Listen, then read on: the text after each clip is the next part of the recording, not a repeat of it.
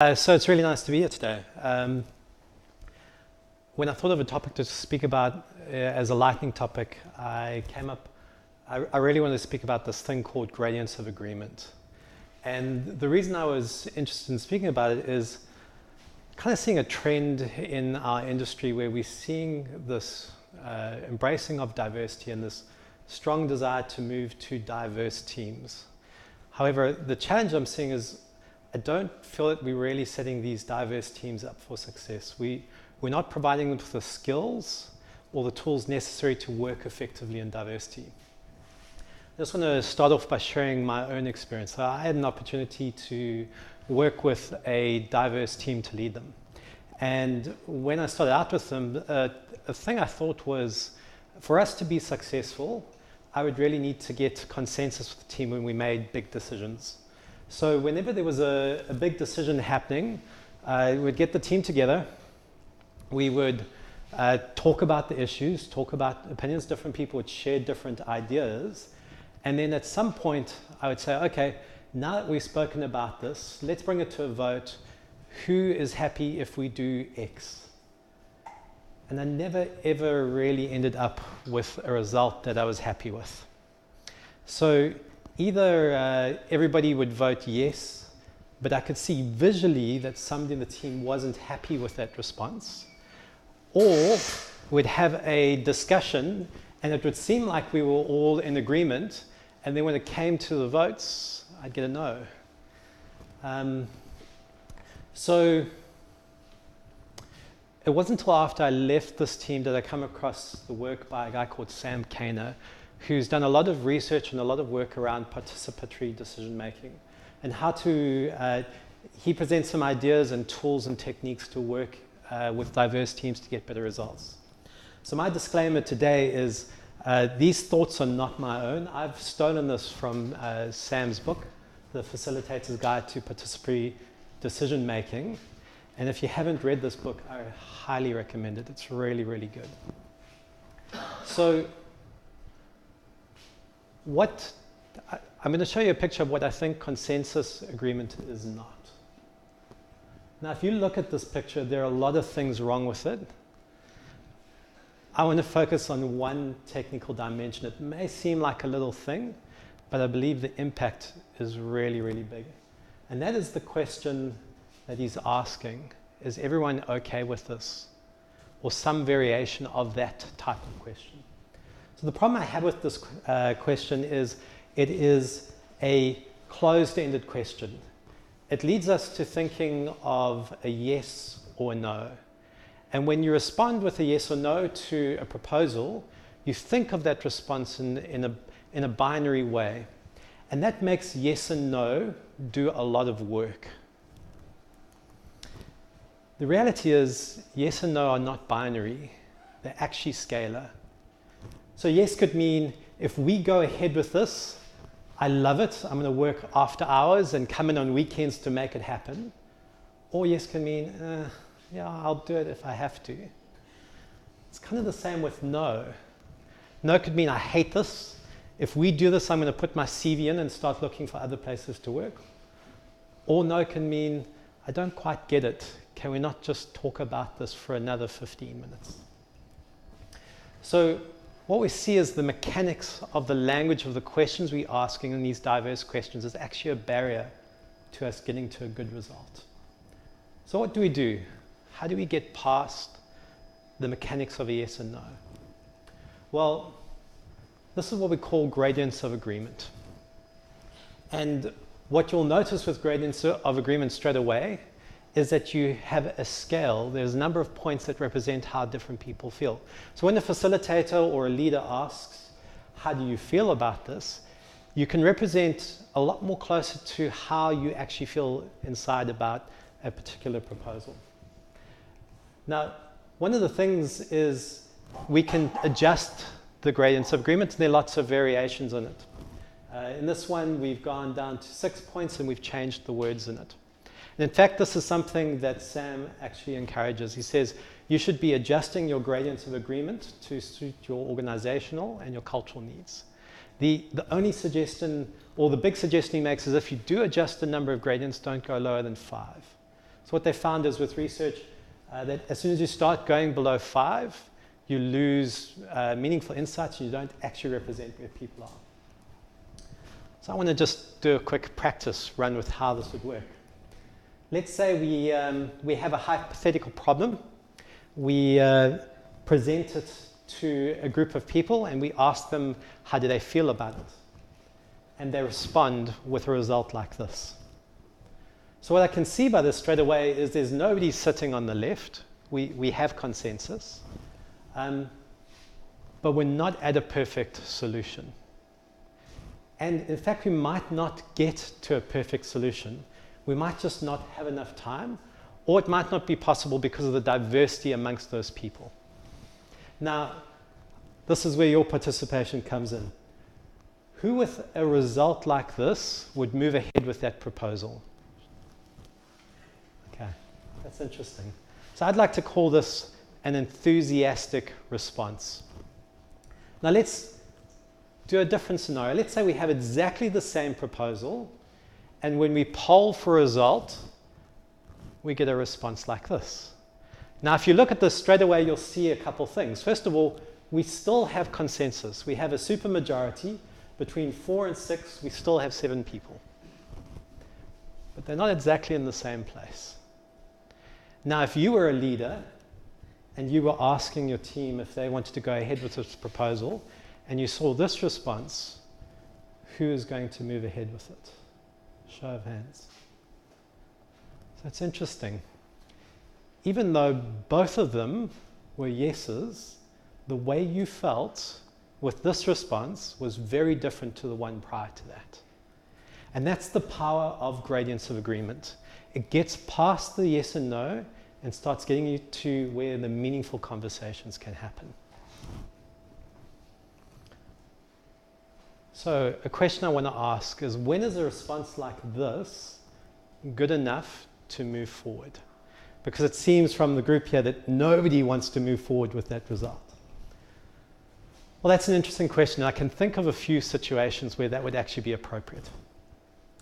So let's say we had a situation where we wanted to move next week's meeting half an hour earlier, and we did a poll, we got a response like this. That's probably all right. That would probably work. In fact, if we want to look at like some general principles, I can think of 3 general scenarios where a response like that would be appropriate. The first is the example of the meeting. It's small stakes, low impact. The outcome is, it's not going to have a major impact in the world, and we can move ahead. The second scenario is when most of the people that are participating in the poll are actually not directly impacted. It's irrelevant. The third one, and I think this one's the most important for us, especially in the field that I'm in, is when the outcome has a short lifetime. So in my space, we talk about short experiments with quick feedback. That's really the third outcome. You don't need to have perfect consensus to move forward with short experiments. And I think that that's a power behind short experiments. So I just want to walk through the mechanics of reaching closure in a consensus group. And it's a really simple process, but I think it's worth stating. So the first thing is, when you're discussing a proposition, and you want to get consensus, first of all, you have to get the whole group to take a step back and realize that you're no longer discussing it, you're now going to poll. The next thing is, you want to make the proposal visual. It's not good enough for somebody just to say it. In a diverse group where there's diversity of thought, people may have a different idea of what they're actually agreeing to. And so when you make it visual, it just brings a lot more alignment with that. The next thing is you want to poll the group. And the way I like to do this is everybody takes a Post-it note and a Sharpie, and they just write the number of where they sit on that gradient, and they don't show anybody else, because you don't want them to anchor based on other people's responses. And then once everybody's written their response, you get them to reveal it to the group.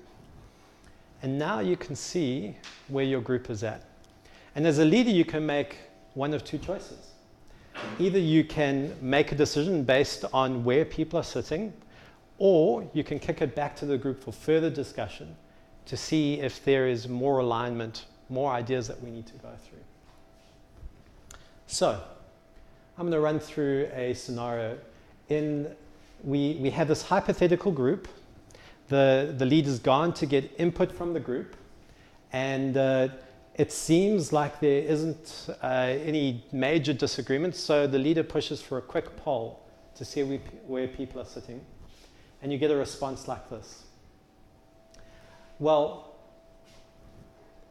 what you're going to do largely depends on the impact of the proposal. Remember we said small stakes, we can move forward with it.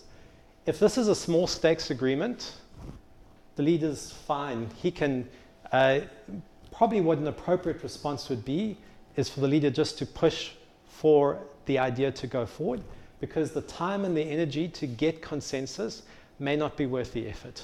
It might take too long, or it might actually emotionally drain people. It's not something you want to speak about. That is not a participatory decision-making process. That is a consultative process with a leader-based decision. It's a perfectly valid way of making a decision, but it's not participatory.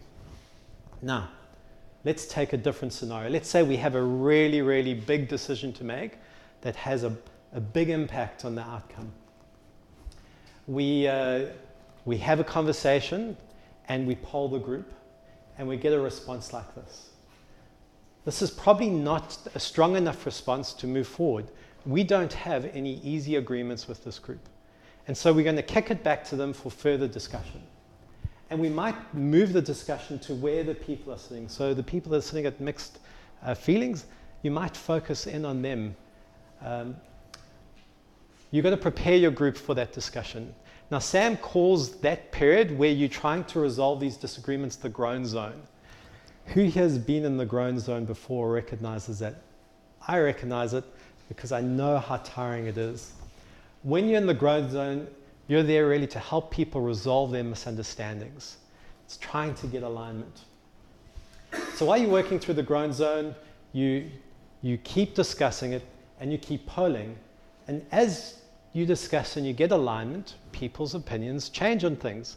They're removing the ambiguity. With time, you are eventually going to get enough people to a point where you have a strong enough consensus to move forward and start converging on a result. So you've diverged, you hit the groan zone, and then using the gradients of agreement, you start converging through discussion. And at some point, you have enough consensus so that you can make a decision. This is what we call a participatory process with a shared decision. I really think that the power of this is in the conversations that it uncovers. So that is my lightning talk around gradients of agreement, just a comment around it.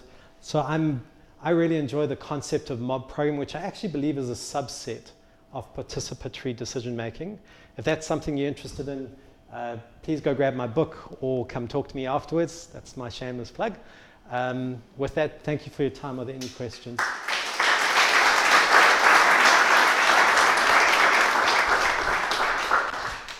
Got 5 minutes for questions. Yeah. How do you make sure there is a participatory process rather than being a persuasive process? Yeah. Okay. So, really good question. I think my advice would be to look at some of the suggestions that Sam puts in his book, because getting through that groan zone where there are a whole lot of things at play, there are techniques depending on the personalities and what's going on. So you might have people that are really strongly opinionated and you want to bring their opinions down to allow people that have softer voices to come up. There's a whole bunch of things that go through that. I think the book's about 200 odd pages and it walks through those techniques. One of the things I have learnt though is a whiteboard is an extremely powerful thing to be able to visually park things and put ideas up and pull things around. Any other questions? Yes. What if you know that someone in the group has more experience with this problem and you feel like their vote vote should count for more than others? So that's interesting because I could see how that could play a role. It's a little foreign to how I typically see teams, but I could see different scenarios where that would make sense. My unthoughtful process on that would probably be, as a leader, you call that out. I think though you've got to be really clear and open about it, because if you are going to hide that, that'll come through really, really quickly. But you might not want to then bring that into a group and give them the impression that it is a participatory decision-making process if you're going to rely on somebody that has specialist skills. You might just call it out straight away. And I think that's more of the consultative process, and that's fine. I think that's an appropriate way of leading as well. It's just figuring out when you want to go with the one versus the other. Yes. How do you avoid sort of discussion fatigue where people get to the point it's like, oh look, I'm just over this discussion, let's just do that, or Yeah. I'm just going to move my vote because I'm just over it. Yeah, so that's, I think that's a real challenge that we see at MYB. So we're focusing on creating these very diverse teams, but you get a lot more robust problem solving, but you get very different opinions on how things go, and people can have a tendency to discuss things over and over and over again.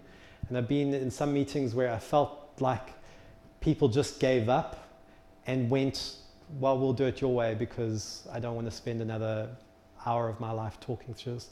Again, I would just defer back to Sam's book.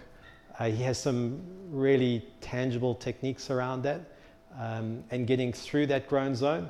And like I wanted to go through some of those techniques, I just didn't feel like they would go through in a lightning talk, and I probably couldn't give them justice in a 5-minute Q&A as well, unfortunately. But good question. We've got time for one more question. All your examples, everyone's moving to the right to agreement. Yes. So but really, it's okay if people don't disagree and don't like the option. It's more dangerous when they're in the middle and they don't understand. Yeah. It's okay if they disagree with you, still reach Yeah. So mine was great. We discuss more, and more people come on board, and we discuss more, and more people come on board, and you might have a scenario where you discuss more, and they move further and further and further apart. I think as a leader, what that's indicating is that you're not getting a lot of buy-in on that proposal, and that's going to be a really, really high-risk idea to go forward with. So that's where you've got to make a call on, like, what is the outcome that we want to achieve in this? Getting to that consensus where everybody's happy is important, because typically those are the people that are going to be doing the work. But there are situations where that isn't important, because maybe they're not doing the work and you don't need to get to consensus on it. So that's kind of that second scenario we spoke about again, where it's more of a consultative process. You just hear what people say and then go with the area that you want to go with. But I don't know, I'm still really, really new at this and making some really great, humongous mistakes in trying to get that right. Okay, so thank you guys. Thank you for the questions.